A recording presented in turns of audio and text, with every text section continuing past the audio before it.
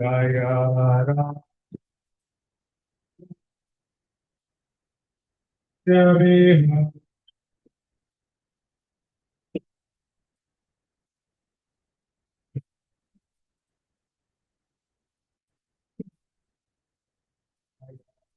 Vijaya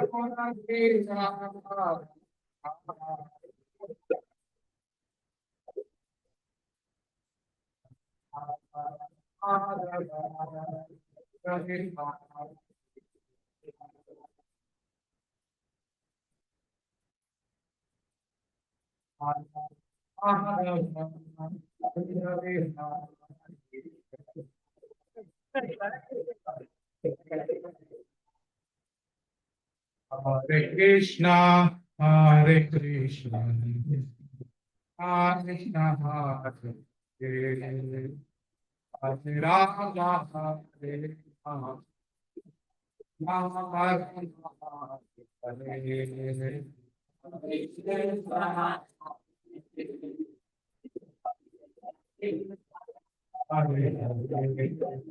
Hare Rama, Hare Rama,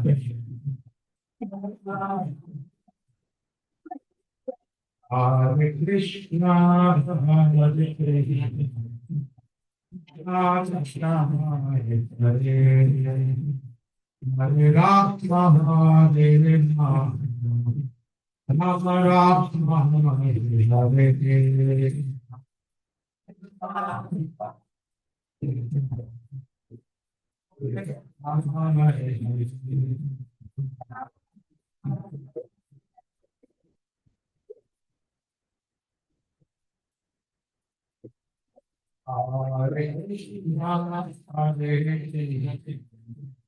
Krishna Krishna Hare Krishna Hare Rama Hare Rama Rama Rama Hare Krishna Hare Krishna Hare Rama Hare Rama Rama Rama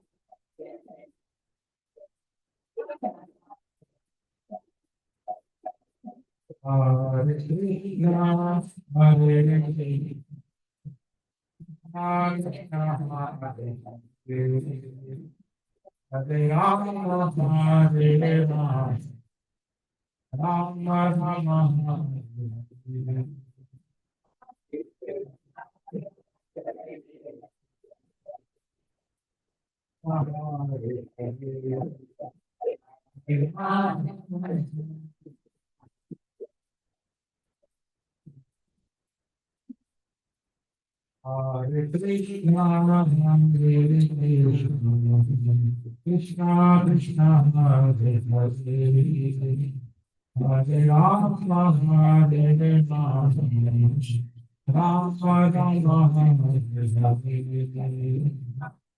Krishna Krishna, Hare Hare.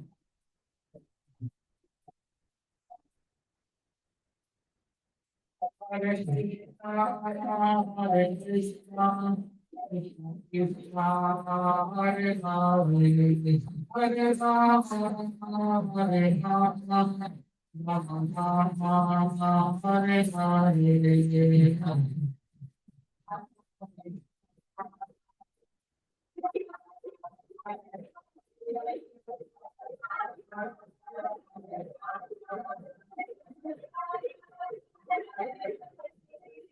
Hare Krishna, Hare Krishna, Hare Hare, Hare Rama, Hare Rama,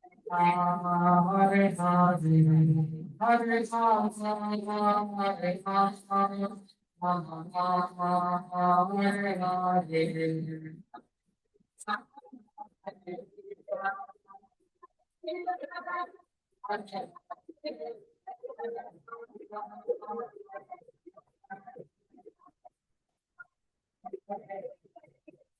Hare Krishna, Hare Krishna, Hare Hare, Hare Rama, Hare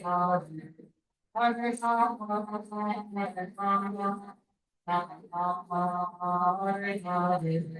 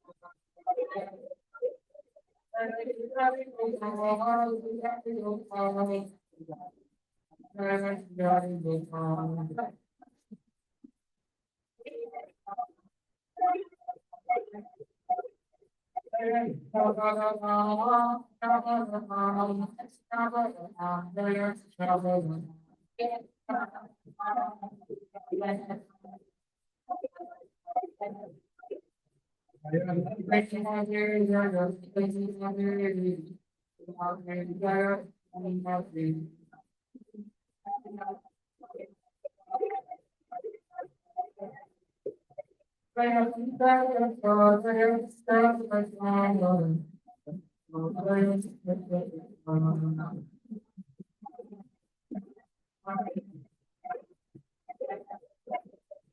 जय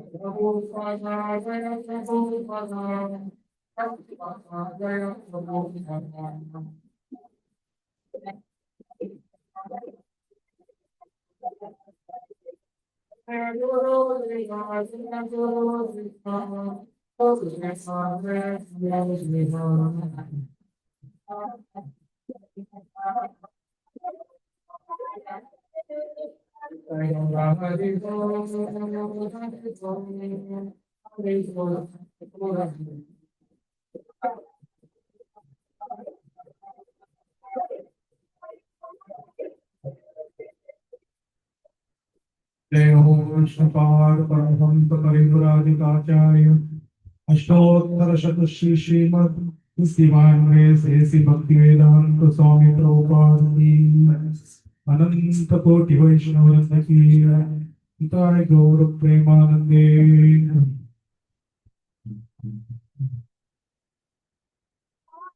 ओम नमो भगवते वासुदेवाय।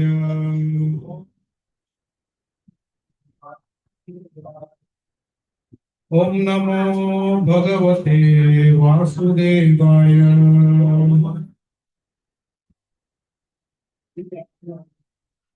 ओम नमो भगवते वासुदेवाय।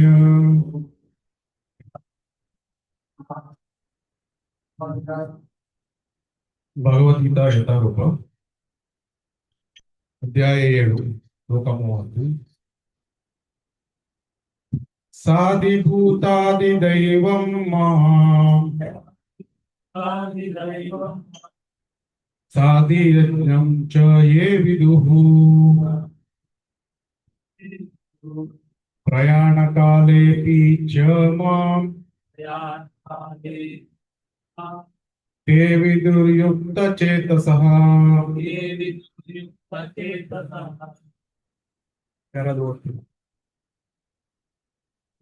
आदिभूतादिदैवं मां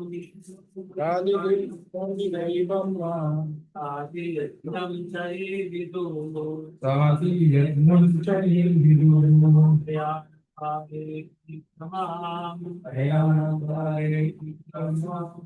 ये विदुर्युक्तचेतसः आदिभूतादिदैवं मां साधियज्ञं च ये विदुः प्रयाणकालेऽपि च मां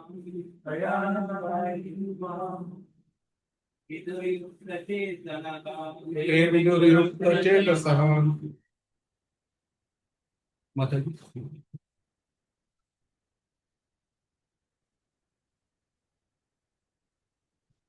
ಹೋಗ್ತೀರಾ?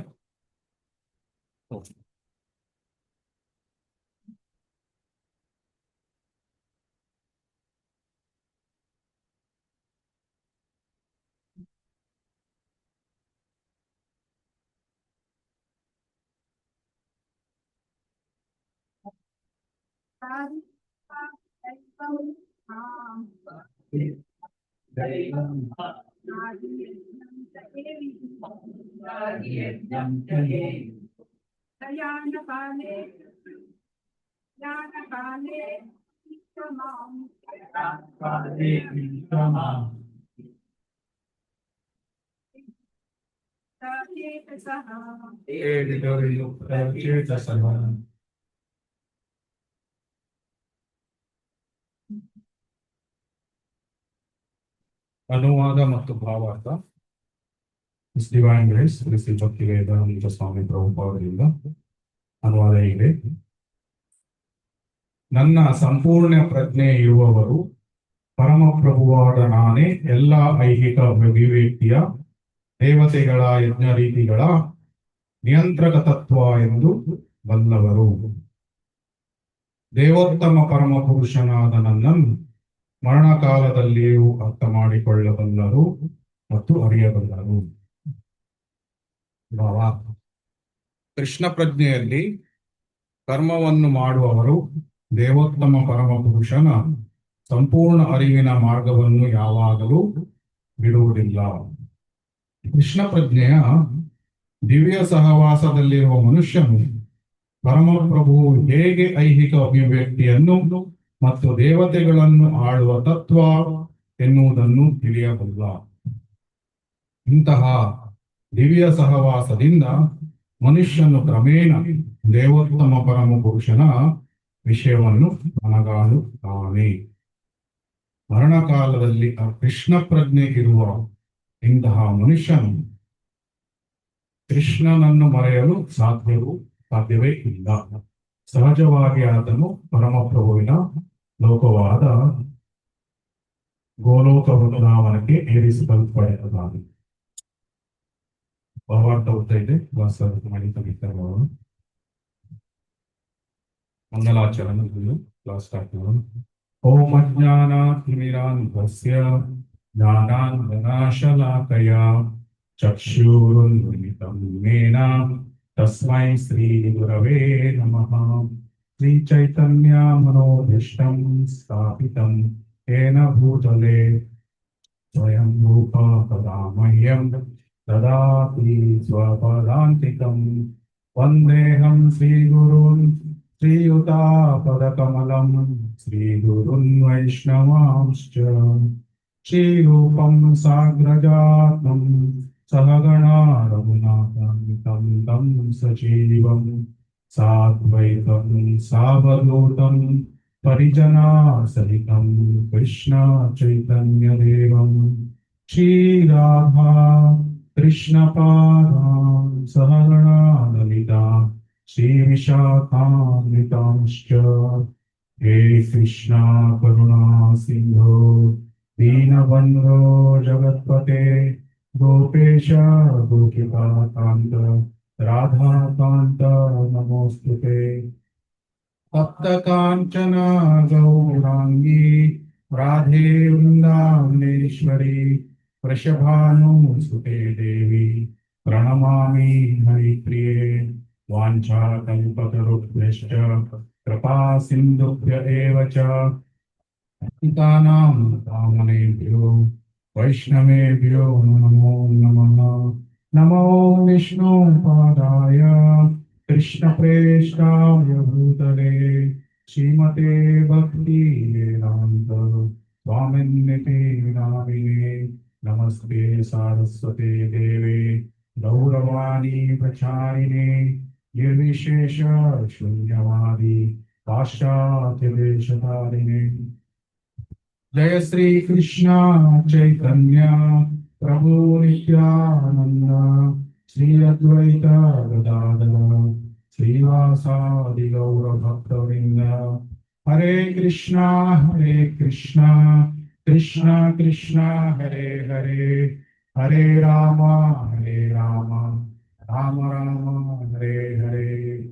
हरे कृष्ण. 7ನೇ ಅಧ್ಯಾಯ 30ನೇ ಶ್ಲೋಕ. ಸಾದಿ ಭೂತಾದಿ ದೈವಮ್ಮ ಸಾದಿ ಯಜ್ಞಂ ಚ ಯೇ ವಿದುಹು ಪ್ರಯಾಣ ಕಾಲೇ ಅಪಿ ಚ ಮಾಂ ತೇ ವಿದುರ್ ಯುಕ್ತಚೇತಸಃ. ಸೊ 7ನೇ ಅಧ್ಯಾಯದಿಂದ ಭಕ್ತಿ ಯೋಗದ ಬಗ್ಗೆ ಕೃಷ್ಣ ವಿವರಿಸಲಿಕ್ಕೆ ಆರಂಭವನ್ನು ಮಾಡ್ತಾನೆ. ಈ ಶ್ಲೋಕ ಏನಿದೆ, ಮರಣ ಕಾಲದಲ್ಲಿ ಭಗವಂತನನ್ನು ನೆನಪು ಮಾಡಿಕೊಳ್ಳುವುದು ಮತ್ತು ದೃಢ ನಂಬಿಕೆ, ದೃಢ ವಿಶ್ವಾಸ ಅಥವಾ ಇಂಗ್ಲಿಷ್ ಅಲ್ಲಿ ಏನ್ ಹೇಳ್ತಾರೆ ಫೇತ್, ಕನ್ವಿಕ್ಷನ್, ಅದರ ಬಗ್ಗೆ ವಿವರಿಸ್ತಾರೆ. ಮತ್ತೆ 2ನೇದು ಶ್ರೀಲಾ ಪ್ರಭುಪಾದರು ಏನ್ ವಿವರಿಸಿದ್ದಾರೆ ಇದರಲ್ಲಿ, ಇಂಪಾರ್ಟೆನ್ಸ್ ಆಫ್ ಅಸೋಸಿಯೇಷನ್, ಸಾಧು ಸಂಘದ ಬಗ್ಗೆ ಪ್ರಾಮುಖ್ಯತೆ ಏನು ಅಂತ 2ನೇ ಪ್ಯಾರಾದಲ್ಲಿ ಅದನ್ನು ಶ್ರೀಲಾ ಪ್ರಭುಪಾದರು ವಿವರಿಸ್ತಾ ಇದ್ದಾರೆ. ಸೊ ನಾವು ಯಾವುದೇ ವಿಷಯ, ನಾವು ಆಧ್ಯಾತ್ಮಿಕ ಪ್ರಗತಿಯನ್ನು ಹೊಂದಬೇಕಾದ್ರೆ ಶ್ರದ್ಧೆ ಅನ್ನೋದು ಬೇಕು. ಶ್ರದ್ಧೆ, ನಂಬಿಕೆ. ನಾವು ನಂಬಿಕೆ ಶ್ರದ್ಧೆ ಇಲ್ಲದೆ ಯಾವುದೇ ಕಾರ್ಯಗಳನ್ನು ಮಾಡಿದ್ರು ಸಹ ಅದು ನಮ್ಗೆ ಜಾಸ್ತಿ ಯಶಸ್ಸು ಸಿಗುತ್ತೆ. ಆದ್ರೆ ಅದೇ ಸೇಮ್ ಕೆಲಸವನ್ನು, ಕಾರ್ಯವನ್ನು ನಾವು ಪೂರ್ಣ ಶ್ರದ್ಧೆಯಿಂದ ಮಾಡಿದ್ರೆ ಯಶಸ್ಸು ಜಾಸ್ತಿ ಸಿಗುತ್ತೆ. ಸಂಪೂರ್ಣವಾಗಿ ಸಿಗ್ತದೆ. ಅದಕ್ಕಾಗಿ ಇಲ್ಲಿ ಕೃಷ್ಣ ಏನ್ ಹೇಳ್ತಾ ಇದ್ದಾನೆ, ನನ್ನ ಸಂಪೂರ್ಣ ಪ್ರಜ್ಞೆ ಇರುವವರು, ಪರಮಪ್ರಭುವಾದ ನಾನೇ ಎಲ್ಲ ಐಹಿಕ ಅಭಿವ್ಯಕ್ತಿಯ ದೇವತೆಗಳ ಯಜ್ಞ ರೀತಿಗಳ ನಿಯಂತ್ರಕ ತತ್ವ ಎಂದು ಬಂದವರು, ದೇವೋತ್ತಮ ಪರಮ ಪುರುಷನಾದ ನನ್ನನ್ನು ಮರಣ ಕಾಲದಲ್ಲಿಯೂ ಅರ್ಥ ಮಾಡಿಕೊಳ್ಳಬಲ್ಲರು ಮತ್ತು ಅರಿಯಬಲ್ಲರು. ಹಾಗಾದ್ರೆ ನಾವು ಒಂದು ಪ್ರಶ್ನೆಯನ್ನು ಕೇಳಬಹುದು, ದೇವೋತ್ತಮ ಪರಮ ಪುರುಷ ಅಂತ ನಮ್ಗೆ ಕೃಷ್ಣ ಅಂತ ನಮ್ಗೆ ಗೊತ್ತಿಲ್ವೋ? ಕೃಷ್ಣ ಯಾಕೆ ಇಲ್ಲಿ ಹಾಗೆ ಹೇಳ್ತಾರೆ? ಪರಮಪ್ರಭುವಾದ ನಾನೇ ದೇವತೆಗಳ ನಿಯಂತ್ರಕ, ಎಲ್ಲರ ನಿಯಂತ್ರಕ ಅಂತ ಭಾವಿಸಿದಾಗ ಮರಣಕಾಲದಲ್ಲಿ ನನ್ನನ್ನು ನೆನಪಿಸಿಕೊಳ್ತೇವೆ. ಹಾಗೆ ನಮ್ಗೆ ಗೊತ್ತಲ್ವ, ದೇವೋತ್ತಮ ಪರಮ ಪುರುಷ ಯಾರು ಅಂದ್ರೆ ಕೃಷ್ಣ ಅಂತ ಹೇಳ್ತೇವೆ. ಭಕ್ತರೆಲ್ಲ ಬಂದಾಗ ಕೃಷ್ಣ ಅಂತ ಹೇಳ್ತೇವೆ. ಇದರಲ್ಲಿ ವಿಶೇಷತೆ ಏನಿದೆ? ಕೃಷ್ಣ ಎಷ್ಟೊಂದು ಸಲ ಇಲ್ಲಿ ಹೇಳ್ತಾನೆ, ಭೋಕ್ತಾರೆ ಯಜ್ಞ ತಪಸಾಂ ಸರ್ವಲೋಕ ಮಹೇಶ್ವರಂ ಅಹಂ ಸರ್ವಸ್ಯ ಪ್ರಭೋ ಮತ್ತ ಸರ್ವಂ ಪ್ರವರ್ತದೆ ಎಲ್ಲ ಹೇಳ್ತಾನೆ. ಮತ್ತೆ ಮತ್ತೆ ಮತ್ತೆ ಯಾತಕ್ಕೆ ಹೇಳ್ತಾನೆ, ನಾನೇ ನಿಯಂತ್ರಕ ತತ್ವ, ನಾನೇ ದೇವತೆಗಳ ಒಡೆಯ ಅಥವಾ ಯಜ್ಞ ರೀತಿಗಳ ನಿಯಂತ್ರಕ ತತ್ವ ಎಲ್ಲ ನಾನೇ, ನನ್ನನ್ನು ಅರಿಯೋರು ಮರಣ ಕಾಲದಲ್ಲಿ ನನ್ನನ್ನು ನೆನ್ಪಿಟ್ಕೊಳ್ತಾರೆ. ಯಾತಕ್ಕೆ ಕೃಷ್ಣ ಹೇಳ್ತಾನೆ, ಪದೇ ಪದೇ ಹೇಳ್ತಾನೆ ಯಾತಕ್ಕೆ? ನಮಗೆ ಗೊತ್ತಿದೆ ಅಲ್ವಾ? ಇಲ್ಲಿ ಯಾರಿಗಾದ್ರೂ ಕೃಷ್ಣ ದೇವೋತ್ತಮ ಪರಮ ಪುರುಷ ಅಂತ ಯಾರಿಗಾದ್ರೂ ಅಲ್ಲ ಅಂತ ಏನಾದ್ರೂ ಯಾರಿಗೆ ಹೇಳ್ತೀರಾ? ದೇವೋತ್ತಮ ಪರಮ ಪುರುಷ ಕೃಷ್ಣ ಅಲ್ಲ ಅಂತ ನಾನು ನಂಬುದಿಲ್ಲ, ಅಂದ್ರೆ ಕೃಷ್ಣ ಅಲ್ಲ ಅಂತ ಯಾರಾದ್ರೂ ಹೇಳ್ತೀರಾ? ಇಲ್ಲ, ಎಲ್ರೂ ಹೇಳ್ತಾರೆ. ಹಾಗಾದ್ರೆ ಎಲ್ರಿಗೂ ಮರಣ ಕಾಲದಲ್ಲಿ ಕೃಷ್ಣನ ನೆನ್ಪಿಟ್ಕೊಳ್ಳಿಕ್ಕೆ ಆಗ್ತದ? ಎಲ್ಲಿ ಕೃಷ್ಣ ಏನ್ ಹೇಳ್ತಾ ಇದ್ದಾನೆ, ಒಂದು ಇದೆ ಜ್ಞಾನ, ಇನ್ನೊಂದು ಇದೆ ವಿಜ್ಞಾನ. ಜ್ಞಾನತಃ ನಮ್ಗೆ ಆ ಜ್ಞಾನ ಎಷ್ಟೊಂದು ಇದೆ. ಏನು? ನಾವು ಈ ದೇಹಗಳಲ್ಲ, ಕೃಷ್ಣ 2ನೇ ಅಧ್ಯಾಯದಲ್ಲಿ ಹೇಳ್ತಾನೆ. ಆ ಜ್ಞಾನ ಇದೆ, ಆದ್ರೆ ನಾವು ಆತ್ಮದ ತರ ನಾವು ಕೆಲಸ ಕಾರ್ಯಗಳನ್ನು ನಾವು ಮಾಡ್ತೇವ? ಪ್ರತಿ 24 ಗಂಟೆಗಳ ಕಾಲ ಮಾಡ್ಲಿಕ್ಕೆ ಆಗ್ತದ? ಇಲ್ಲ. ಅದೇ ರೀತಿ ಕೃಷ್ಣ ದೇವೋತ್ತಮ ಪರಮ ಪುರುಷ ಅಂತ ಜ್ಞಾನ ಇದೆ, ಆದ್ರೆ ಅದರ ಸಾಕ್ಷಾತ್ಕಾರ ಇದೆಯಾ? ಇಲ್ಲಿ ಏನ್ ಹೇಳ್ತಾ ಇದ್ದಾನೆ, ಕನ್ವಿಕ್ಷನ್ ವಿತ್ ಫೇತ್ ಅಂದ್ರೆ ಅವನು ಸಾಕ್ಷಾತ್ಕಾರದ ಕಡೆಗೆ ಹೋಗ್ತಾನೆ. ಅದಕ್ಕೆ ಶಿಲಾ ಪ್ರಭುಪಾದರು ಒಂದು GBC ಮೀಟಿಂಗ್ ಆಗ್ತದೆ. GBC ಮೀಟಿಂಗ್ ಅಲ್ಲಿ ಎಲ್ಲ ದೊಡ್ಡ ದೊಡ್ಡ ಸನ್ಯಾಸಿಗಳು ಎಲ್ಲ ಶಿಲಾ ಪ್ರಭುಪಾದರು ಶಿಷ್ಯರೆಲ್ಲ ಕುತ್ಕೊಂಡಿರ್ತಾರೆ. ಅವಾಗ ಶಿಲಾ ಪ್ರಭುಪಾದರು ಒಳಗೆ ಬರ್ತಾರೆ. ಆಮೇಲೆ ಏನು ಒಂದು ಪ್ರಶ್ನೆ ಕೇಳ್ತಾರೆ, ನಿಮಗೆ ಕೃಷ್ಣ ದೇವೋತ್ತಮ ಪರಮ ಪುರುಷ ಅನ್ನುವ ಕನ್ವಿಕ್ಷನ್, ಸಂಪೂರ್ಣ ನಂಬಿಕೆ ಇದೆಯಾ? ಎಲ್ಲರಿಗೂ ಆಶ್ಚರ್ಯ ಆಗ್ತದೆ, ಏನಿದು, ಏನ್ ಪ್ರಶ್ನೆ ಕೇಳ್ತಾ ಇದ್ದಾರೆ ಶಿಲಾ ಪ್ರಭುಪಾದರು? ಯಾಕಂದ್ರೆ ಎಲ್ರಿಗೂ ಗೊತ್ತಲ್ವಾ ಕೃಷ್ಣ ದೇವೋತ್ತಮ ಪರಮ ಪುರುಷ. ಎರಡು ಸಲ ಕೇಳ್ತಾರೆ, ನಿಮ್ಗೆ ಆ ನಂಬಿಕೆ ಇದೆಯಾ ಅಂದ್ರೆ. ಎಲ್ರಿಗೂ ಆಶ್ಚರ್ಯ ಆಗ್ತದೆ, ಯಾಕೆ ಪ್ರಶ್ನೆ ಕೇಳ್ತಾ ಇದ್ದಾರಂತೆ ಗೊತ್ತಾಗೋದಿಲ್ಲ. ಆದ್ರೆ 3ನೇ ಸಲ ಶಿಲಾ ಪ್ರಭುಪಾದರು ಏನ್ ಹೇಳ್ತಾರೆ, ನಿಮಗೆ ಕೃಷ್ಣ ದೇವೋತ್ತಮ ಪರಮ ಪುರುಷ ಅನ್ನುವ ಸಂಪೂರ್ಣ ನಂಬಿಕೆ ಇದ್ರೆ ನಾವು ಇಡೀ ವಿಶ್ವವನ್ನು 18 ದಿನಗಳಲ್ಲಿ ಕೃಷ್ಣ ಪ್ರಜ್ಞೆ ಹರಡಬಹುದು ಇಡೀ ವಿಶ್ವದಲ್ಲಿ. ಅಂದ್ರೆ ಏನು ಅರ್ಥ? ನಮಗೆ ಜ್ಞಾನತಃ ಕೃಷ್ಣ ದೇವೋತ್ತಮ ಪರಮ ಪುರುಷ ಅಂತ ಗೊತ್ತು, ಆದ್ರೆ ನಮಗೆ ವಿಜ್ಞಾನ ಅಂದ್ರೆ ಸಾಕ್ಷಾತ್ಕಾರ ಅದು ಕೆಲವರಿಗೆ ಆಗಿರಬಹುದು, ಕೆಲವರಿಗೆ ಆಗದೇ ಇರಬಹುದು. ಸೊ ಇಲ್ಲಿ ಏನ್ ಹೇಳ್ತಾ ಇದ್ದಾರೆ ಅಂದ್ರೆ, ನಾವು ಬರೇ ಈ ಜ್ಞಾನಗಳು ಏನಿದೆ ಕೃಷ್ಣ ಭಗವದ್ಗೀತೆಯಲ್ಲಿ ನೀಡ್ತಾನೆ, ಆ ಬರೇ ಜ್ಞಾನಗಳನ್ನು ನಾವು ಅರ್ಥ ಮಾಡ್ಕೊಂಡ್ರೆ ಸಾಕಾಗುವುದಿಲ್ಲ. It's not enough. ಅದಕ್ಕೆ ವಿತ್ ಕನ್ವಿಕ್ಷನ್, ವಿತ್ ಪೂರ್ಣ ವಿಶ್ವಾಸದಿಂದ ನಮಗೆ ಅದನ್ನು ನಮ್ಮ ಜೀವನದಲ್ಲಿ ಅಳವಡಿಸಿಕೊಂಡಾಗ ಭಗವಂತ ನಮಗೆ ಸಾಕ್ಷಾತ್ಕಾರಗಳನ್ನು ನೀಡ್ತಾನೆ. ಜ್ಞಾನ ಪ್ಲಸ್ ಪ್ರಾಕ್ಟಿಕಲ್ ಅಪ್ಲಿಕೇಶನ್ ಬಿಕಮ್ಸ್ ವಿಜ್ಞಾನ. ಬರೇ ಜ್ಞಾನ ಇಲ್ಲಿ ಇಟ್ಕೊಂಡು ನಾನು 100 ಶ್ಲೋಕಗಳನ್ನು ಹೇಳ್ತೇನೆ, ಎಲ್ಲ ಇಲ್ಲಿ ಭಗವದ್ಗೀತೆ 700 ಶ್ಲೋಕಗಳು ನನಗೆ ಗೊತ್ತು, ಭಾಗವತಮದ 18,000 ಶ್ಲೋಕಗಳು ಗೊತ್ತು, ಬರೇ ಜ್ಞಾನ ಇದ್ರೆ ಸಾಕಾಗುದಿಲ್ಲ, ಅದು ಜ್ಞಾನವನ್ನು ಜೀವನದಲ್ಲಿ ಅಳವಡಿಸ್ಬೋದು, ಆವಾಗ ವಿಜ್ಞಾನ ಆಗ್ತದೆ. ಜೀವನದಲ್ಲಿ ಅಳವಡಿಸಿಕೊಳ್ಳುವುದು ಹೇಗೆ?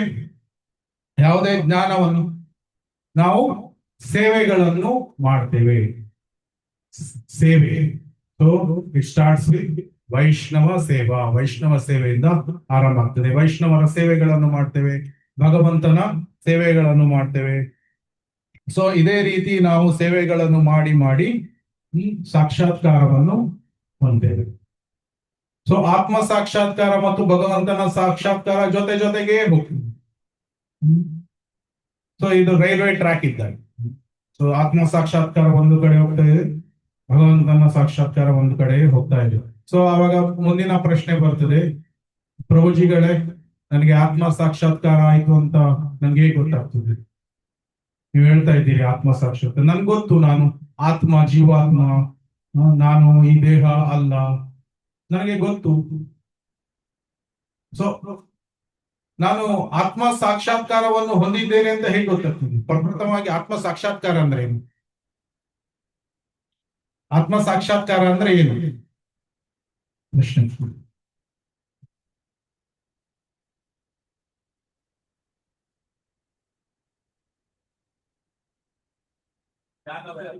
ಹ್ಮ್ ಜ್ಞಾನ ಉದಯ. ಏನು ಜ್ಞಾನ ಉದಯ?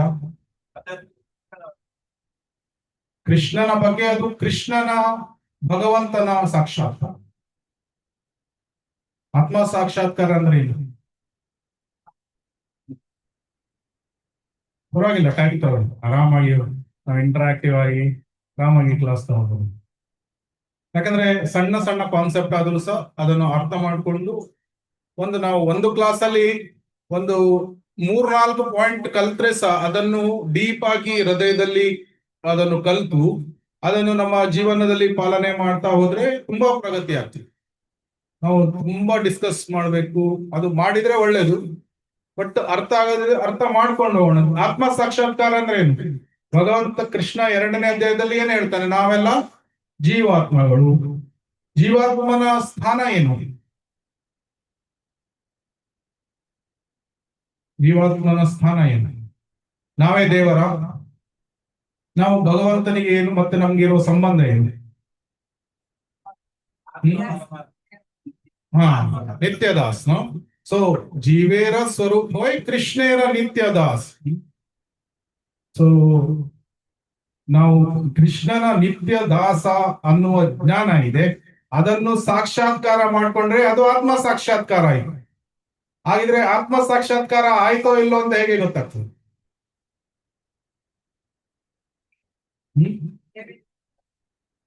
ಏನೋ ಒಂದು ಟೇಸ್ಟ್, ಅದು ರುಚಿ ತರ.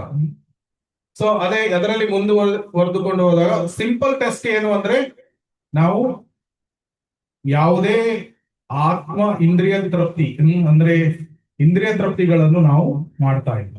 ಇದು ಆತ್ಮ ಸಾಕ್ಷಾತ್ಕಾರದ ಲಕ್ಷಣ. ಭಗವಂತನ ಸಾಕ್ಷಾತ್ಕಾರದ ಲಕ್ಷಣ ಏನು? ಪ್ರಭುಜಿಗಳು ಹೇಳಿದ್ರು ಕೃಷ್ಣನ ಬಗ್ಗೆ ಜ್ಞಾನ ಉದಯ. ಕೃಷ್ಣನ ಸ್ಥಾನ ಗೊತ್ತಾಗ್ತದೆ, ಜೀವಾತ್ಮ ಮತ್ತು ಕೃಷ್ಣನ ಸ್ಥಾನ ಗೊತ್ತಾಗ್ತದೆ.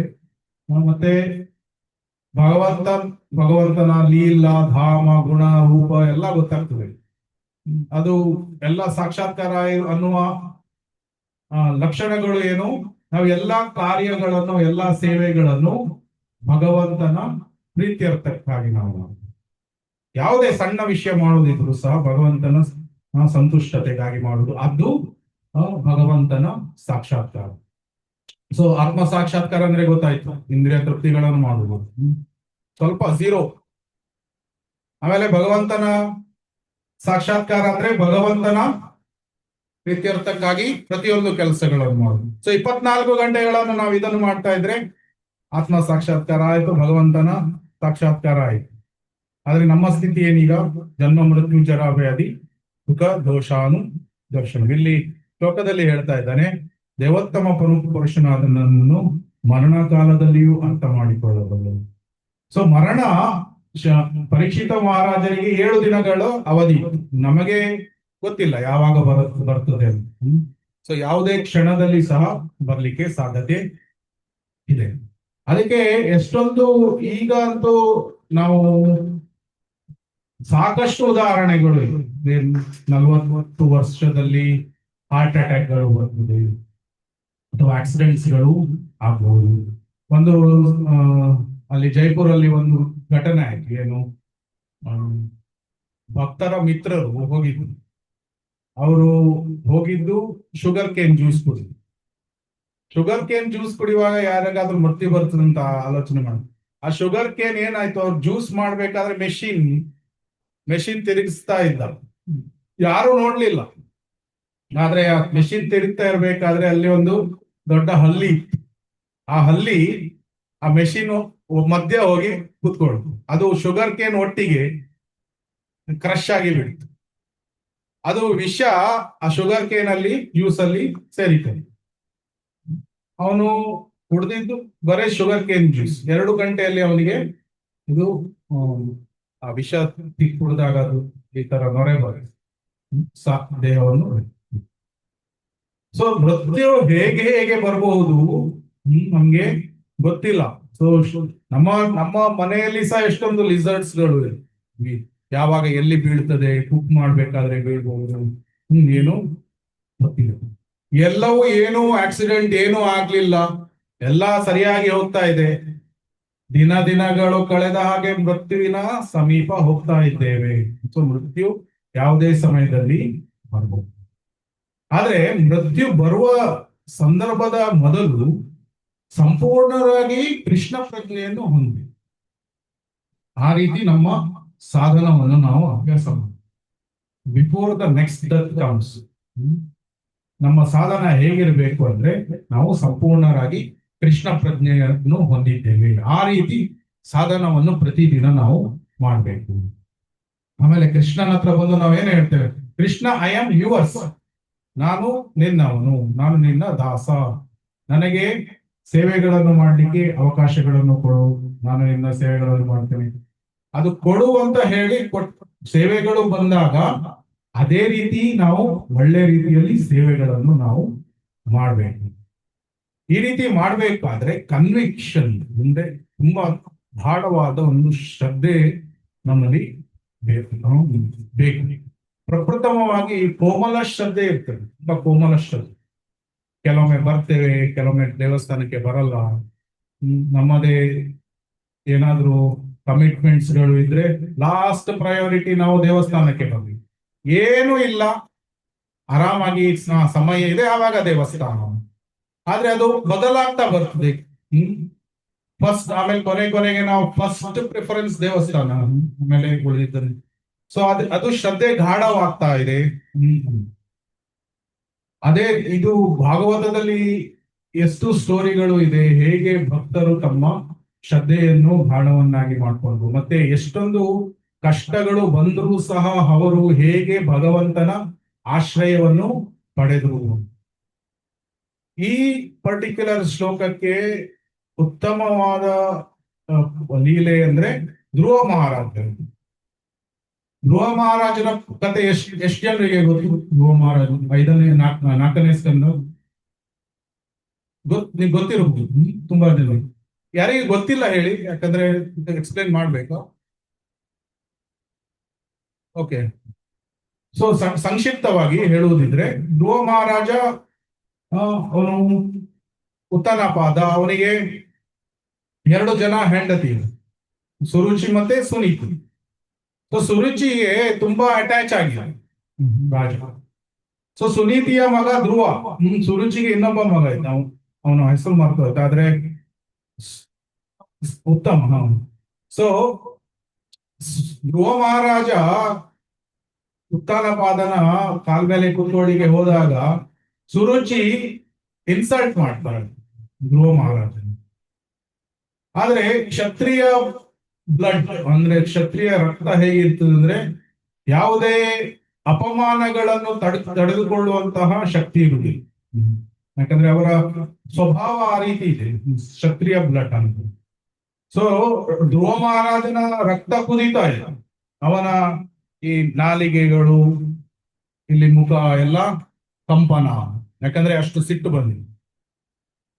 ಈ ಸರ್ಪ ಸಿಟ್ಟು ಬಂದಾಗ ಹೇಗೆ ತುಂಬಾ ಫೆರೋಷಿಯಸ್ ಆಗಿದೆ, ಅದೇ ರೀತಿ ತಾಯಿಯ ಬಳಿಗೆ ಹೋಗ್ತಾನೆ, ಸುನೀತಿಯ ಬಳಿಗೆ. ಸುನೀತಿ ತನ್ನ ಮಗನನ್ನು ತುಂಬಾ ಪ್ರೀತಿ ಮಾಡ್ತಾಳೆ. ಯಾರಿಗೆ ಪ್ರೀತಿ ಮಾಡ್ತಾ ಇದ್ದಾಗ ಅವ್ರಿಗೆ ಏನಾದ್ರು ಡಿಸ್ಟರ್ಬೆನ್ಸ್ ಆದ್ರೆ ನಮ್ಗೆ ಸಹ ಡಿಸ್ಟರ್ಬ್ ಆಗ. ಸುನೀತಿಗೆ ಸಹ ಏನ್ ಮಾಡ್ಬೇಕು ಅಂತ ಗೊತ್ತಾಗುದು. ಆದ್ರೆ ಧ್ರುವ ಮಹಾರಾಜನಿಗೆ ಯಾವ ಇಚ್ಛೆಯನ್ನು ಪಡೆದ? ನನ್ನ ತಂದೆಯ ಸಿಂಹಾಸನಕ್ಕಿಂತ ಮತ್ತು ನನ್ನ ಅಜ್ಜ ಮತ್ತು ಅಜ್ಜನ ತಂದೆ ಅಂದ್ರೆ ಬ್ರಹ್ಮದೇವನಿಗಿಂತ ದೊಡ್ಡ ರಾಜ್ಯ ಬೇಕು. ಸುನೀತಿ ಏನು? ಸುನೀತಿಗೆ ಸೀಸನ್ ಪ್ಲಸ್ ಅಂದ್ರೆ ಏನು ನಿಸ್ಸಹಾಯ. ಆದ್ರೆ ಸುನೀತಿಗೆ ಭಗವಂತನ ಮೇಲೆ ಒಂದು ಗಾಢವಾದ ವಿಶ್ವಾಸ. ಅದಕ್ಕೆ ಏನು ಮಾಡ್ತಾಳೆ, ಧ್ರುವ ಮಹಾರಾಜನಿಗೆ ಕೃಷ್ಣನ ಕಡೆಗೆ ಹೋಗು, ನಿನಗೆ ನಿನ್ನ ಆಶೆ ಪೂರೈಕೆ ಆಗ್ತದೆ. She directs toward Krishna.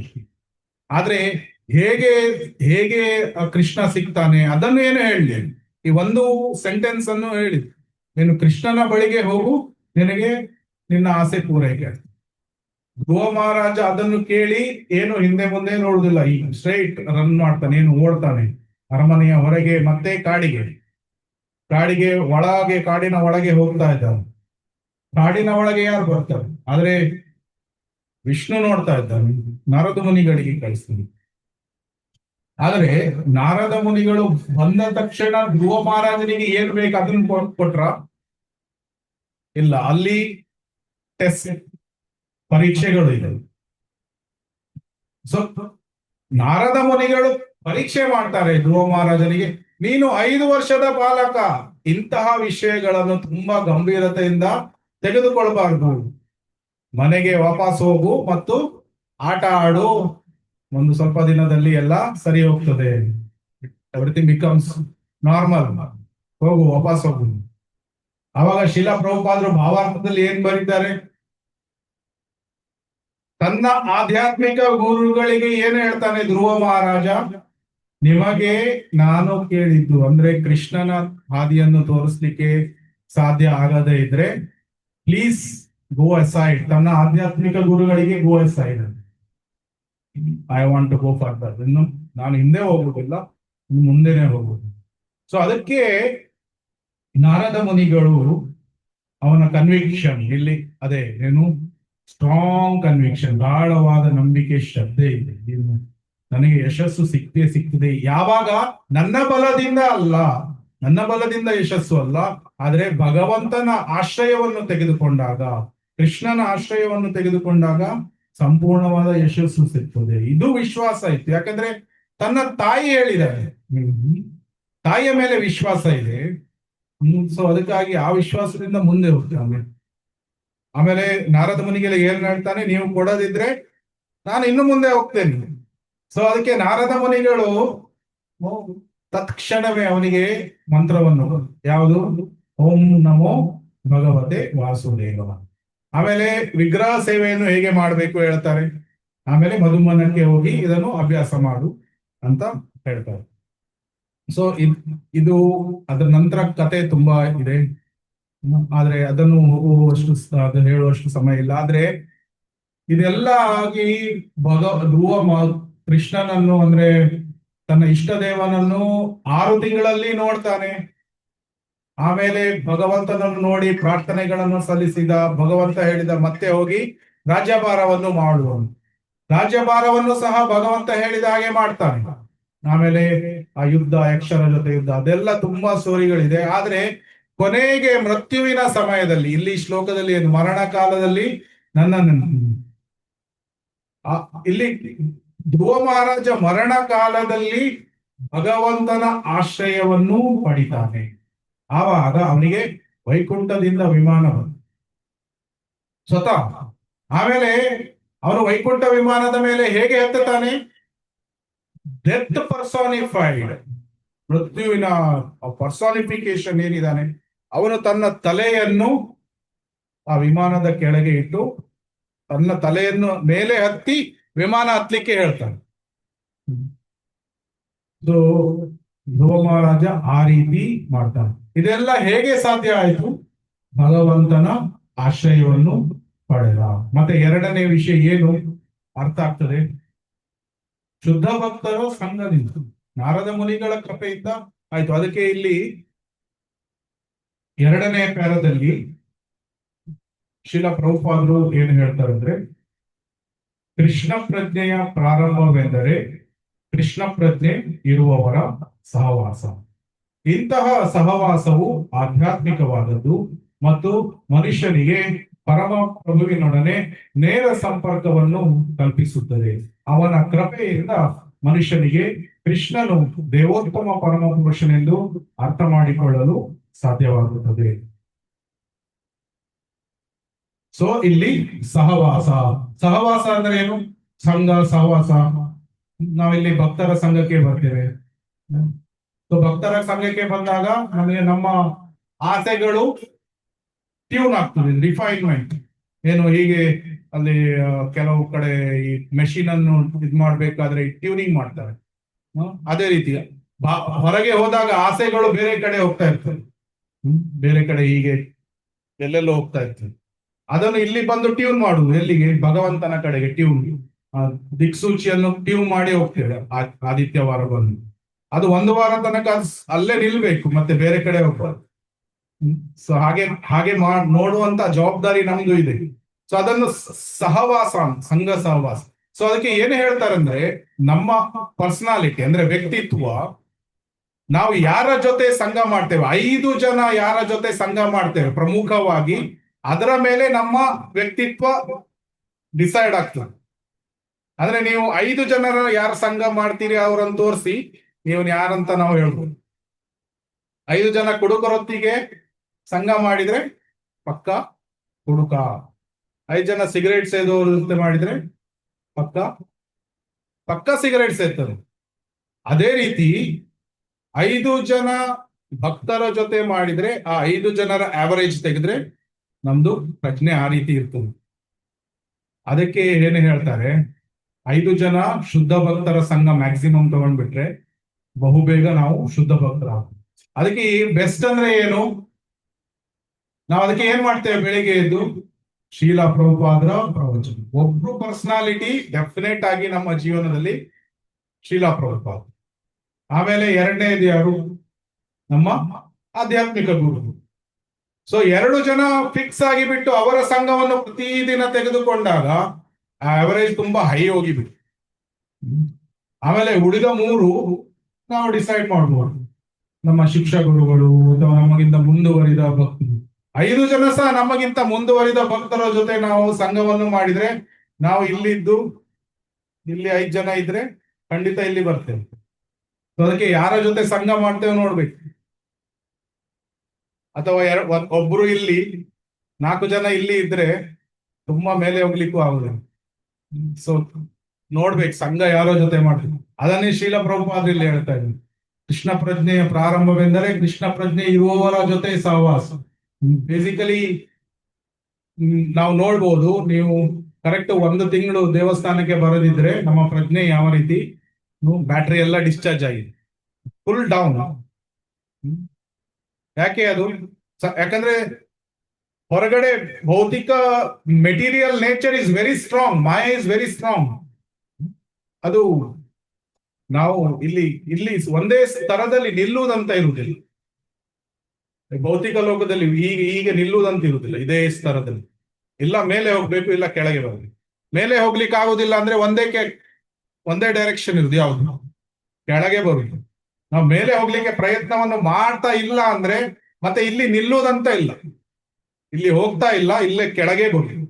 So ಸ್ವಲ್ಪನೂ ನಮ್ಮ ಪ್ರಜ್ಞೆ ನಮ್ಮದು ಭಗವಂತನ ಪಾದಕಮಲಗಳಿಂದ ವಿಚಲಿತ ಆಗಿಬಿಟ್ರೆ ಕೆಳಗೆ ಹೋಗ್ತೇವೆ. ಸೊ ಇದು ಈ ಶ್ಲೋಕದಲ್ಲಿ ಅಫ್ಕೋರ್ಸ್ ನಮಗೆ ಸ್ವಲ್ಪ ಶಿವರಾತ್ರಿ ಅಫ್ಕೋರ್ಸ್ ಇಲ್ಲಿ ಲೋಕಲಿ ಇವತ್ತು ಪಾಲನೆ ಮಾಡ್ತಾರೆ.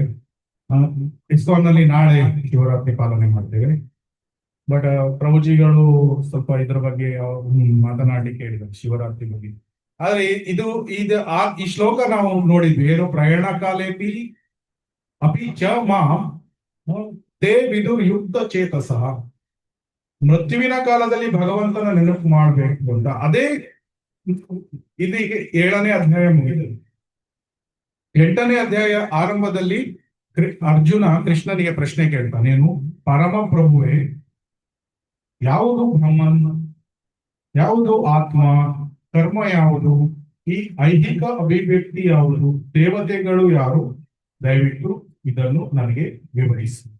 ಅಂದ್ರೆ ದೇವತೆಗಳು ಯಾರು, ಬ್ರಹ್ಮನ್ ಅಂದ್ರೆ ಏನು?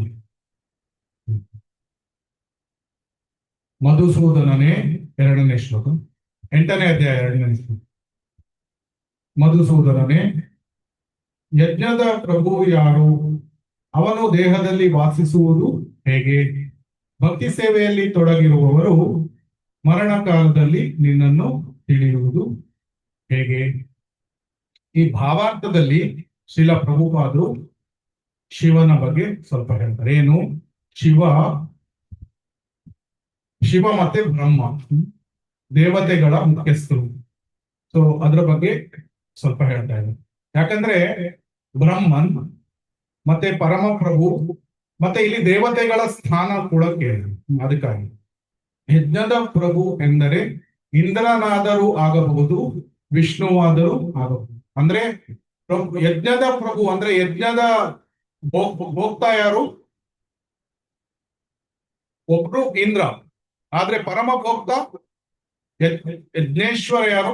ಕೃಷ್ಣ. ಸೊ ವಿಷ್ಣು. ಆಮೇಲೆ ಬ್ರಹ್ಮನು ಶಿವನು ಸೇರಿದಂತೆ ಪ್ರಧಾನ ದೇವತೆಗಳ ಮುಖ್ಯಸ್ಥ ವಿಷ್ಣು. ಸೊ ಅದಕ್ಕೆ ಏನ್ ಹೇಳ್ತಾರೆ? ಶಿವನು ದೇವತೆಗಳ ಮುಖ್ಯಸ್ಥ, ಬ್ರಹ್ಮನು ಸಹ ಅವರ ಸ್ಥಾನ ಇದೆ. ಆದ್ರೆ ಅವರಿಬ್ಬರಿಗೂ ಮುಖ್ಯಸ್ಥ ಯಾರು? ವಿಷ್ಣುವನು. ಸೊ ಇಲ್ಲಿ ಶಿವರಾತ್ರಿ ದಿನ ಶಿವತತ್ವವನ್ನು ಅರ್ಥ ಮಾಡ್ಕೊಳ್ಳುವುದಾದ್ರೆ ಶಿವನ ಸ್ಥಾನ ಏನು ಅದನ್ನು ಸರಿಯಾಗಿ ಅರ್ಥ ಮಾಡ್ತೀವಿ.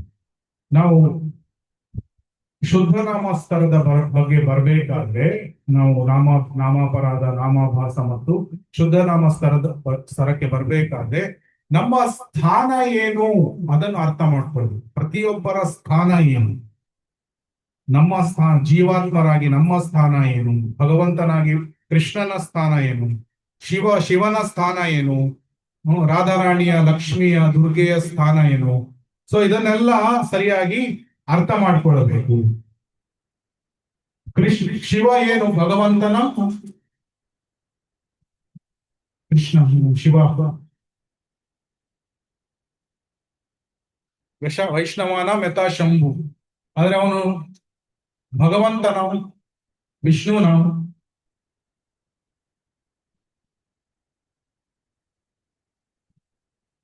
ಇಲ್ಲಿ ಅದರ ಮೊದಲು ಈ ಶ್ಲೋಕವನ್ನು ಎಲ್ಲ ಹೇಳೋಣ. ಇದು ಗೊತ್ತಾಯ್ತು. ಕ್ಷೀರಂ ಯಥಾ ದಧಿ ವಿಕಾರ ವಿಶೇಷ ಯೋಗ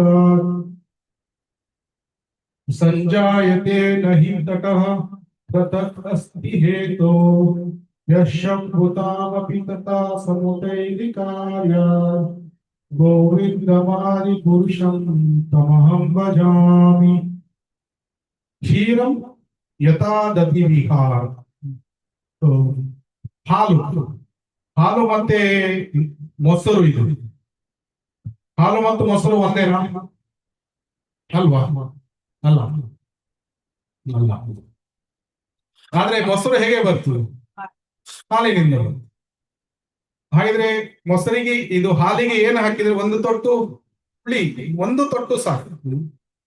ಅದೇ ರೀತಿ ಕೃಷ್ಣ ಹಾಲಿನ ಹಾಗೆ pure spirit. Krishna is pure ಪರಬ್ರಹ್ಮ. ಈಗ ಶಿವನ ಸ್ಥಾನ ಅರ್ಥ ಮಾಡ್ಕೊಳ್ಬೇಕಾದ್ರೆ ಶಿವ ಮೊಸರು ಇದ್ದಾಗೆ. ಮೊಸರು ಅಂದ್ರೆ ಏನು ಬೆರೆಸಿದ್ದೇವೆ? ಹುಳಿ ಬೆರೆಸಿದ್ದೇವೆ. ಸೊ ಕೃಷ್ಣ ಯಾವಾಗ ಭೌತಿಕ ಗುಣಗಳ ಸ್ಪರ್ಶಕ್ಕೆ ಬರ್ತಾನೆ, contact with 3 modes of nature, ಆವಾಗ ಶಿವ ಅಂದ್ರೆ ಗುಣ ಅವತಾರ. ಆದ್ರೆ ನಾವು ಈ ರೀತಿ ಆಲೋಚನೆ ಮಾಡಬಾರ್ದು. ಏನು ಅಂದ್ರೆ ಈ ಮೊಸರು ಹಾಕ್ಬೇಕಾದ್ರೆ ಮೊದ್ಲಿನ ಕಾಲದಲ್ಲಿ, ಈಗ ಎಲ್ಲ ನಂದಿನಿ ಅದೆಲ್ಲ ತರ್ತಾರೆ, ಆದ್ರೆ ಮೊದಲು ಈ ಮಿಲ್ಕ್ ಇದ್ರೆ ಅದಕ್ಕೆ ಸ್ವಲ್ಪ ಇನ್ನೊಂದು ತೊಟ್ಟು ಮೊಸರು ಹಾಕ್ತಾರೆ, ಇಲ್ದಿದ್ರೆ ಲಿಂಬೆ ರಸ ಏನಾದ್ರು ಹಾಕ್ತಾರೆ. ಮಿಲ್ಕ್ ಮೊಸರಾಯ್ತು, ಹಾಲು ಮೊಸರಾಯ್ತು. ಆದ್ರೆ ಹಾಲು ಹೋಗಿಬಿಟ್ರು. ಆದ್ರೆ ಶಿವ ಮತ್ತು ಕೃಷ್ಣನ ಹಾಗೆ ಆಗುದಿಲ್ಲ. ಕೃಷ್ಣನ ಸಂದರ್ಭ, ಕೃಷ್ಣ ಗುಣಾವತಾರವನ್ನು ತೆಗೆದುಕೊಳ್ತಾನೆ. ಭೌತಿಕ ಈ ಗುಣಗಳ ಜೊತೆ ಇಂಟರಾಕ್ಟ್ ಮಾಡ್ಲಿಕ್ಕೆ ಶಿವನಾಗಿ ಗುಣಾವತಾರ ತೆಗೆದುಕೊಳ್ತಾನೆ. ಆದ್ರೆ ಕೃಷ್ಣ ಮಾಯ ಆಗ್ಬಿಟ್ನಾ? ಇಲ್ಲ, ಕೃಷ್ಣ ಹಾಗೆ ಇದ್ದಾನೆ. ಸೊ ಅದಕ್ಕೆ ಇದನ್ನು ಹೇಗೆ ಅರ್ಥ ಮಾಡ್ಕೊಳ್ತೇವೆ? ಓಂ ಪೂರ್ಣಮದಂ ಪೂರ್ಣಮಿದಂ ಅದು ಆ ಶ್ಲೋಕ ಏನಿದೆ ಈಶೋಪನಿಷತ್ತು, ಅದರಲ್ಲಿ ಪೂರ್ಣಮದಂ ಪೂರ್ಣಮಿದಂ ಅಂದ್ರೆ ಏನು? ಈ ಒಂದು ಪೂರ್ಣದಿಂದ ಎಷ್ಟೊಂದು ಪೂರ್ಣವಾದ ಭೌತಿಕ ಲೋಕ, ಆಧ್ಯಾತ್ಮಿಕ ಲೋಕ ಬಂದರೂ ಸಹ ಕೃಷ್ಣ ಪೂರ್ಣನಾಗಿ ಉಳಿತಾನೆ. ಅದೇ ರೀತಿ ಕೃಷ್ಣನಿಂದ ಗುಣಾವತಾರ ಶಂಭು ಬಂದಿದ್ದಾನೆ. ಸೊ ಕೃಷ್ಣನ ಸ್ಥಾನ ಹಾಗೆ ಇದೆ, ಕೃಷ್ಣನ ಪರ್ಸನಾಲಿಟಿ ಹಾಗೆ ಇದೆ. ಸೊ ಅದನ್ನು ಅರ್ಥ ಮಾಡ್ಕೊಳ್ಳಿ. ಹಾಗಿದ್ರೆ ಶಿವ ಅಂದ್ರೆ ಯಾರು ಅಂತ ಅರ್ಥ ಆಯ್ತು. ಕೃಷ್ಣ ಅಥವಾ ವಿಷ್ಣು, ಅವನು ಭೌತಿಕ ಲೋಕ. C, Krishna never touches 3 modes of material nature. ಅಂದ್ರೆ ಕೃಷ್ಣ 3 ಗುಣಗಳನ್ನು ಯಾವಾಗ್ಲೂ ಮುಟ್ಟುವುದಿಲ್ಲ. ಕೃಷ್ಣನಿಗೆ ಈ 3 ಇಲ್ಲಿ ಭೌತಿಕ ಲೋಕದಲ್ಲಿ ಏನು ಆ ಸತ್ವ ರಜ ತಮ ಇದೆ, ಅದನ್ನು ಅವನು ಮುಟ್ಟುವುದಿಲ್ಲ. ಈ doesn't touch it. Is pure spirit. Pure ಅಂದ್ರೆ ಸಂಪೂರ್ಣ ಶುದ್ಧ, ಪವಿತ್ರ, ಪೂರ್ಣ ಪವಿತ್ರ ಕೃಷ್ಣ. ಆದ್ರೆ ಭೌತಿಕ ಲೋಕವನ್ನು ಮೇಲ್ವಿಚಾರಣೆ ಮಾಡುವುದು ಹೇಗೆ? ಭೌತಿಕ ಲೋಕವನ್ನು ಮುಟ್ಟುವುದಿಲ್ಲ ಅಂದ್ಮೇಲೆ ಭೌತಿಕ ಲೋಕವನ್ನು ಮೇಲ್ವಿಚಾರಣೆ ಮಾಡುವುದು ಹೇಗೆ? ಅದನ್ನು ಶಿವನ ಮೂಲಕ ಮಾಡ್ತಾನೆ. ಸೊ ನಮ್ಗೆ ಗೊತ್ತು ಏನು, ನಮ್ಮ ದೇಹ ಏನಿದೆ ಇದು 5 ಪಂಚಮಹಾಭೂತಗಳಿಂದ ಮಾಡೋದು. ಏನು? ಭೂಮಿ, ಅನಿಲ, ಆಮೇಲೆ ಅಗ್ನಿ, ವಾಯು, ಏನೋ ಆಕಾಶ ಏನಿದೆ, ಇದೆಲ್ಲ ಬಹಿರಂಗ ಶಕ್ತಿ. ಇದು ಯಾರು? ದುರ್ಗಾ. ಸೊ ಯಾವಾಗ ಸೃಷ್ಟಿ ಆಗ್ತದೆ, ಜೀವಾತ್ಮಗಳು ಯಾರ ಆಶ್ರಯವನ್ನು ಪಡೆದಿದ್ದಾರೆ? ದುರ್ಗಾ ಮಾತೆಯ ಆಶ್ರಯವನ್ನು ಪಡೆದಿದ್ದಾರೆ. ಸೊ ದುರ್ಗಾ ಮಾತೆ, ಈಗ ದುರ್ಗಾ ಮಾತೆಯ ಹಸ್ಬೆಂಡ್ ಯಾರು? ಗಂಡ ಶಿವ. ಸೊ ಶಿವ ತಂದೆ ಆದ, ತಾಯಿ ದುರ್ಗೆ ಆದ್ರೆ ತಂದೆ ಶಿವ ಆದ. ಆದ್ರೆ ಕೃಷ್ಣ ಭಗವದ್ಗೀತೆಯಿಂದ ಏನ್ ಹೇಳ್ತಾನೆ? ಅಹಂ ಬೀಜ ಪ್ರದಾಪಿತ, ನಾನು ಎಲ್ಲರ ತಂದೆ ಇದ್ದೆ. ಶಿವ ತಂದೆ, ಇಲ್ಲಿ ಕೃಷ್ಣ ನಾನು ತಂದೆ ಅಂತ ಹೇಳ್ತಾ ಇದ್ದಾನೆ. ಯಾಕೆ? ಭೌತಿಕ ಲೋಕದಲ್ಲಿ ಅಂದ್ರೆ ಕೃಷ್ಣ ಪರಮಪಿತ, ಎಲ್ರಿಗೂ ಪಿತ, ಎಲ್ಲರ ತಂದೆ ಕೃಷ್ಣ. ಸೊ ಶಿವ ಎಲ್ಲರ ಮೂಲ. ಸೊ ಈಶ್ವರ ಪರಮ ಕೃಷ್ಣ ಸಚ್ಚಿದಾನಂದ ವಿಗ್ರಹ ಅನಾದಿರಾದಿರ್ ಗೋವಿಂದ ಸರ್ವ ಕಾರಣ ಕಾರಣ. ಸೊ ಕೃಷ್ಣ ಎಲ್ಲದರ ಕಾರಣ, ಅವನು ಪರಮ ಪಿತ. ಆದ್ರೆ ಅವನಿಗೆ ರೆಪ್ರೆಸೆಂಟ್ ಮಾಡಿ ಶಿವ ಈ ಭೌತಿಕ ಲೋಕದಲ್ಲಿ ಎಲ್ಲರ ತಂದೆ. ಹಾಗಿದ್ರೆ ಆ ಶಿವನ ತತ್ವ ಹೇಗೆ, ಈ ಭೌತಿಕ ಕಾರ್ಯ ಹೇಗೆ ನಡೀತದೆ? ಸೊ ನಮ್ಗೆ ಗೊತ್ತು ಏನು, ದುರ್ಗೆ ಇದ್ದಾಳೆ, ಸ್ಟ್ಯಾಗ್ನೆಂಟ್, ಏನೂ ಇರುವುದಿಲ್ಲ. ಆದ್ರೆ ಮಹಾವಿಷ್ಣು ತನ್ನ ಈ ದೃಷ್ಟಿಯನ್ನು ಹಾಯಿಸ್ತಾನೆ. ಆ ದೃಷ್ಟಿಯನ್ನು ಹಾಯಿಸಿದಾಗ ಭೌತಿಕ ಲೋಕ ಕಾರ್ಯಾಚರಣೆ ಆರಂಭ ಆಗ್ತದೆ. ಆ ದೃಷ್ಟಿ ಏನಿದೆ ಅದೇ ಶಂಭು. ಸೊ ಕೃಷ್ಣ ಶಿವನ ಸ್ಥಾನ ನಮ್ಗೆ ಗೊತ್ತಾಯ್ತು. ಏನು? ಕೃಷ್ಣ ಯಾವಾಗ ಭೌತಿಕ ಲೋಕದ ಮೇಲ್ವಿಚಾರಣೆ ಅಥವಾ ಈ 3 ಗುಣಗಳ ಸಂಪರ್ಕ ಅಥವಾ ಅದನ್ನು ಅಧೀನ ಮಾಡ್ಕೊಳ್ಬೇಕಂತ ಆವಾಗ ಗುಣ ಅವತಾರವನ್ನು ಪಡಿತಾನೆ. ಅದೇ ಅವನು ಶಂಭು. ಕ್ಷೀರಂ ದಧಿ ವಿಕಾರ. ವಿಕಾರ ಅಂದ್ರೆ ಏನು? ಮಿಲ್ಕ್ ಪ್ಯೂರ್, ಹಾಲು ಶುದ್ಧವಾಗಿದೆ. ಆದ್ರೆ ಅದಕ್ಕೆ 1 ತೊಟ್ಟು ಹುಳಿ ಹಾಕಿದ ತಕ್ಷಣ ವಿಕಾರ ರೂಪ ಆಗಿ ಏನು ಮೊಸರಾಗಿದೆ. ಸೊ ವಿಕಾರ. ಕ್ಷೀರಂ ಯಥಾ ದಧಿ ವಿಕಾರ. ಆದ್ರೆ ವಿಶೇಷ ಯೋಗ. ಆಮೇಲೆ ಸಂಜಾಯತೆ ನಹಿ ತಟ ಪ್ರತಿ ಅಸ್ತಿ ಹೇತೋ. ಇಲ್ಲಿ ಶಂಭುತಾಮಪಿ ತಥಾ ಸಮುದೈತಿ ಕಾರ್ಯಾತ್. ಯಾತಕ್ಕಾಗಿ ಅಂದ್ರೆ ಕಾರ್ಯಾತ್, ಯಾವ ಕಾರ್ಯಾತ್? ಸಮುದೈತಿ ಕಾರ್ಯಾತ್. ಬೇಸಿಕಲಿ ಈ ಭೌತಿಕ ಅಸ್ತಿತ್ವದ ಮೇಲ್ವಿಚಾರಣೆಯನ್ನು ನೋಡ್ಲಿಕ್ಕಾಗಿ ಕೃಷ್ಣ ಗುಣ ಅವತಾರವನ್ನು ಪಡಿತಾನೆ. ಅದು ಅವನೇ ಶಿವ. ಸೊ ಅವನಿಗೆ ಬೇರೆ ಬೇರೆ ಹೆಸರುಗಳು ಇದೆ.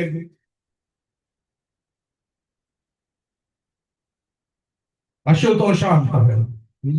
ಅಶುತೋಷ ಅಂದ್ರೆ ಏನು? ಶಿವ ತುಂಬಾ ಬೇಗ ಪ್ರಸನ್ನ ಆಗಿ.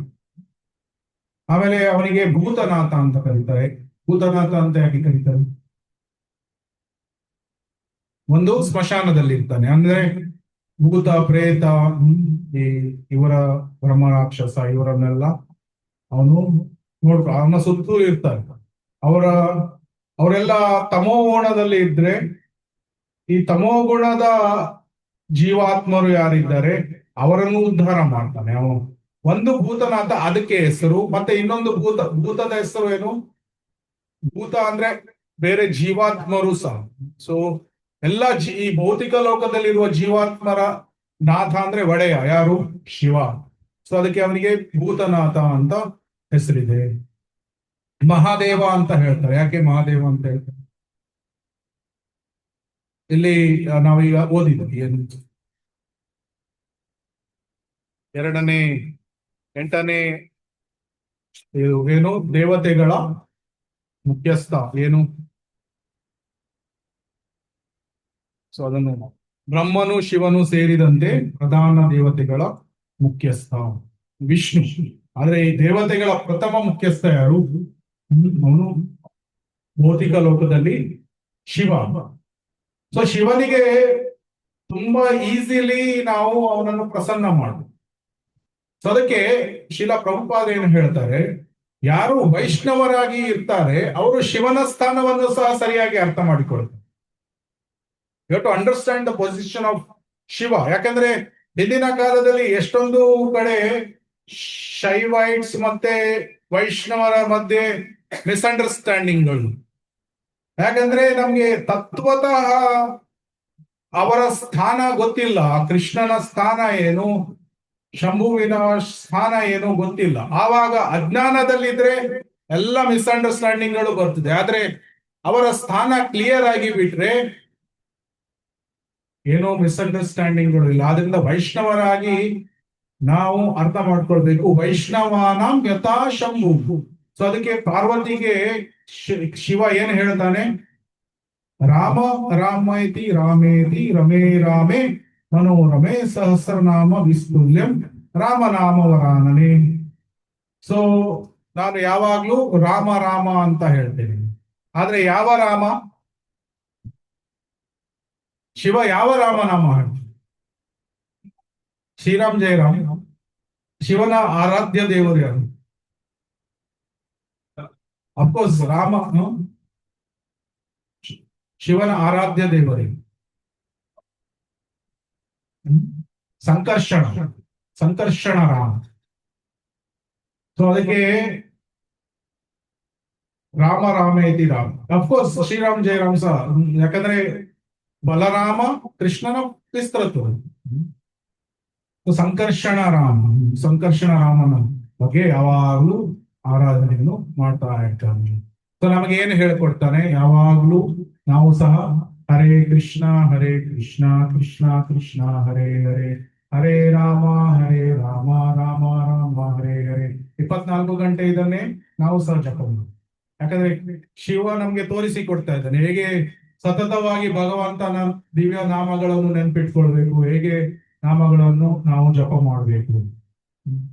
ಸೊ ವಿಷ್ಣು ಸಹಸ್ರನಾಮ ಹೇಳಿದಾಗ ಒಂದು ಸಿಗುವಂತಹ ಇಫೆಕ್ಟ್ ಒಂದು ರಾಮನಾಮದಿಂದ ಸಿಗ್ತದೆ, ಆ ಶ್ಲೋಕದ ಅರ್ಥ. ಸೊ ಯಾವಾಗ್ಲೂ ಹರೇ ಕೃಷ್ಣ ಮಹಾಮಂತ್ರ ಅಥವಾ ಹರಿನಾಮವನ್ನು ನಾವು ಹೇಳ್ತಾ ಇರ್ಬೇಕು. ಇದನ್ನು ಸಹ ನಮ್ಗೆ ಕಲಿಸ್ತಾರೆ. ಸೊ ಶಿವನಿಗೆ ತುಂಬಾ ಸುಲಭ ಅವನಿಗೆ ಪ್ರಸನ್ನ ಮಾಡೋದು. ಹೇಗೆ? ಏನನ್ನು ಆಫರ್ ಮಾಡ್ತೇವೆ ಶಿವರಾತ್ರಿ ದಿನ? ಬಿಲ್ವ ಪತ್ರೆ. So very easy. ಸ್ವಲ್ಪ ಬಿಲ್ವ ಪತ್ರೆ ಆಫರ್ ಮಾಡಿ ಅವನ ಆಶೀರ್ವಾದಕ್ಕೆ ಬೇಡಿದ್ರೆ ಆಯ್ತು.